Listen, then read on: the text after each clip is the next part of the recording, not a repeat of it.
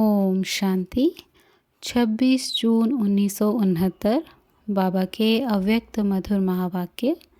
शिक्षा देने का स्वरूप अपने स्वरूप से शिक्षा देना। बाबा कहे, बाप किसको देख रहे हैं? बच्चों को देख रहे हैं।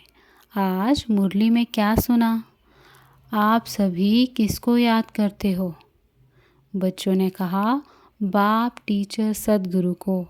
बाबा कहे, तो बाप दादा भी सिर्फ बच्चों को नहीं लेकिन तीनों संबंधों से, तीनों रूप से देखते हैं।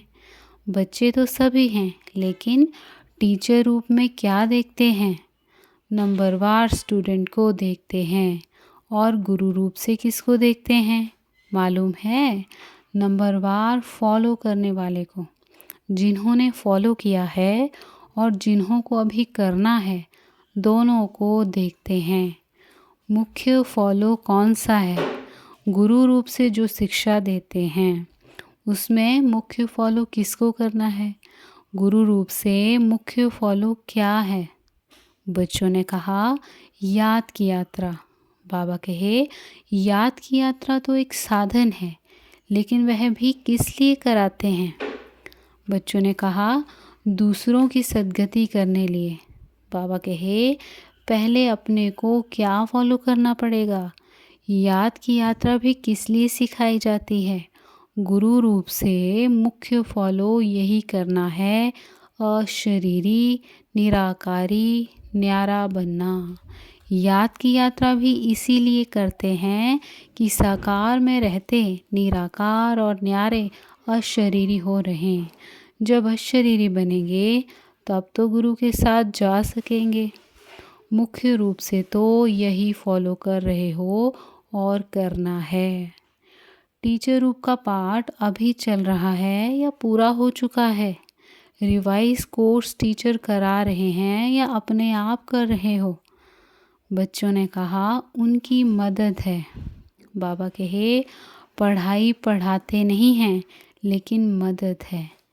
रिवाइज कोर्स के लिए स्कूल से छुट्टी ली जाती है, घर में जिसको होमवर्क कहा जाता है, लेकिन टीचर का कनेक्शन रहता है, साथ नहीं रहता, सिर्फ कनेक्शन रहता है। कनेक्शन तब तक है जब तक फाइनल पेपर हो। रिवाइज कोर्स के लिए टीचर हर वक्त साथ नहीं रहता, तो अभी टीचर दूर से ही देखते कर रहे हैं। कहाँ भी कोई मुश्किलात हो तो पूछ सकते हो, लेकिन जैसे पढ़ाई के समय साथ रहते थे वैसे अब साथ नहीं। अभी ऊपर से बैठ अच्छी रीति देख रहे हैं कि रिवाइज कोर्स में कौन कौन कितनी शक्ति से, कितनी मेहनत से, उमंग उत्साह से कोर्स को पूरा कर रहे हैं। ऊपर से बैठ दृश्य कितना अच्छा देखने का रहता है। जैसे आप लोग यहाँ ऊपर संदली पर बैठे देखते हो और नीचे बैठ देखने में फ़र्क होता है ना। इनसे भी ऊपर कोई बैठ देखे तो कितना फ़र्क होगा, बुद्धि बल से महसूस कर सकते हो। क्या अनुभव होता है? आज अनुभव सुनाते हैं। अनुभव सुनने और सुनाने की तो परंपरा से रीत है, तो वतन में रहते ही क्या अनुभव करते हैं? वतन में होते भी टीचर का कनेक्शन होने कारण देखते हैं कोई कोई बहुत अलौकिकपन से पढ़ाई को रिवाइज कर रहे हैं, कोई समय गंवा रहे हैं, कोई सफल कर रहे हैं। जब देखते हैं समय को गंवा रहे हैं तो मालूम क्या होता है? तरस तो आता है, लेकिन तरस के साथ साथ जो संबंध है वह संबंध भी खींचता है। फिर दिल होती है कि अभी अभी बाबा से छुट्टी लेकर साकार रूप में उन्हों का ध्यान खिंचवाएं, लेकिन साकार रूप का पाठ तो पूरा ही हुआ, इसलिए दूर से ही सकाश देते हैं। बाबा जैसे साकार रूप में लाल झंडी दिखाते थे ना, वैसे ही वतन में भी, लेकिन देखने में आता है कि अव्यक्ति रस को, अव्यक्ति मदद को बहुत थोड़े ले पाते हैं। जो भी रास्ता तय करते विघ्न आते हैं, उन विघ्नों को पार करने के लिए मुख्य कौन सी शक्ति चाहिए? बच्चों ने कहा, सहन शक्ति। बाबा के सहन शक्ति से पहले कौन सी शक्ति चाहिए? विघ्न डालने वाली चीज़ कौन सी है? बच्चों ने कहा माया। बाबा कहे सुनाया था कि विघ्नों का सामना करने के लिए पहले चाहिए परखने की शक्ति, फिर चाहिए निर्णय करने की शक्ति। जब निर्णय करेंगे यह माया है व अयथार्थ है, फायदा है व नुकसान है, अल्पकाल की प्राप्ति है व सदा काल की प्राप्ति है। जब निर्णय करेंगे तो निर्णय के बाद ही सहन शक्ति को धारण कर सकेंगे। पहले परखना और निर्णय करना है। जिसकी निर्णय शक्ति तेज होती है वह कब हार नहीं खा सकता। हार से बचने के लिए अपने निर्णय शक्ति और परखने की शक्ति को बढ़ाना है। निर्णय शक्ति बढ़ाने के लिए पुरुषार्थ कौन सा करना है? याद की यात्रा तो आप झट कह देते हो, लेकिन याद की यात्रा को भी बल देने वाला कौन सा ज्ञान अर्थात समझ है? वह भी स्पष्ट बुद्धि में होना चाहिए। टोटल तो रखा है, लेकिन टोटल में कहाँ कहाँ फिर टोटा माना विघ्न पड़ जाता है। स्कूल में कई बच्चे एक दो को देख टोटल तो निकाल देते हैं, लेकिन जब मास्टर पूछता है टोटल कैसे किया है तो मूंझ जाते हैं। तो आप टोटल याद की यात्रा कह देते हो, लेकिन वह टोटल किस तरीके से होगा वह भी जानना है। तो निर्णय शक्ति को बढ़ाने लिए मुख्य किस बात की आवश्यकता है? विचार सागर मंथन। बाबा कहे विचार सागर मंथन करते करते सागर में ही डूब जाए तो? कई ऐसे बैठते हैं विचार सागर मंथन करने, लेकिन कोई कोई लहर ऐसी आती है जो साथ ले जाती है। जैसे कोई भी स्थूल शारीरिक ताकत कम होती है तो ताकत की खुराक दी जाती है, वैसे ही निर्णय शक्ति को बढ़ाने लिए मुख्य खुराक यही है जो पहले भी सुनाया। अशरीरी, निराकारी और कर्म में न्यारे। निराकारी व अशरीरी तो हुई बुद्धि तक, लेकिन कर्म से न्यारा भी रहे और निराले भी रहें, जो हर कर्म को देख करके लोग भी समझें कि यह तो निराला है, यह लौकिक नहीं अलौकिक है। तो निर्णय शक्ति को बढ़ाने के लिए ये बहुत आवश्यक है। जितना बातों को धारण करेंगे उतना ही अपने विघ्नों को भी मिटा सकेंगे और जो सृष्टि पर आने वाले विघ्न हैं उन्हों से बच सकेंगे। शिक्षा तो बहुत मिलती है, लेकिन अब क्या करना है? शिक्षा स्वरूप बनना है।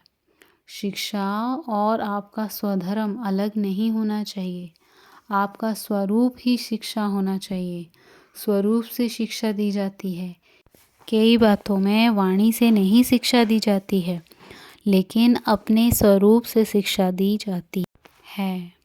तो अब शिक्षा स्वरूप बनकर के अपने स्वरूप से शिक्षा देनी है। शिक्षा तो बहुत मिली, कोर्स तो पूरा हुआ ना। एक प्रश्न पूछा था कि अब जो बाप दादा अन्य तन में आते हैं तो जैसे साकार रूप में मुरली चलाते थे वैसे ही क्यों नहीं चलाते? क्या वैसे ही मुरली नहीं चला सकते हैं? क्यों भाषा बदली? क्यों तरीका बदला? ऐसे प्रश्न बहुतों को उठता है। जबकि तुम भाषण कर सकते हो तो बाप दादा का कोई भी तन द्वारा मुरली चलाना मुश्किल है, लेकिन क्यों नहीं चलाते हैं? दो चार ने अपने विचार सुनाए।